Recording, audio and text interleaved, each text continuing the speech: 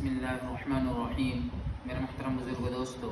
ایک بھائی نے سوال کیا ہے کہ جس جانور میں 7 حصے دار ہوں یا اس سے کم ہوں تو کیا اس جانور کی قربانی کے وقت تمام حصے داروں کا جانور کے پاس رہنا ضروری ہے،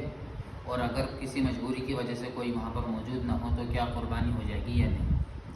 تو اس کا جواب یہ ہے کہ تمام حصے داروں کا جانور کے پاس موجود رہنا ضروری نہیں ہے۔ ہاں، اگر کوئی کسی وجہ سے کہیں چلا جائے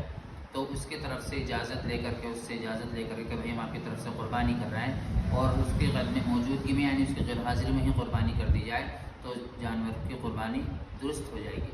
لیکن البتہ بہتر یہی ہے کہ جانور کے قربانی کے وقت جانور کے پاس موجود رہا جائے، کیونکہ اللہ کے نبی علیہ السلام نے حضرت فاطمہ رضی اللہ تعالیٰ عنہ سے بھی فرمایا تھا کہ قربانی کے وقت میں جانور کے پاس رہنا۔ لہٰذا بہتر اور مناسب یہی ہے کہ جس جانور میں آپ کا حصہ ہو قربانی کے وقت اس کے پاس ہی موجود رہے، فقط وسلم۔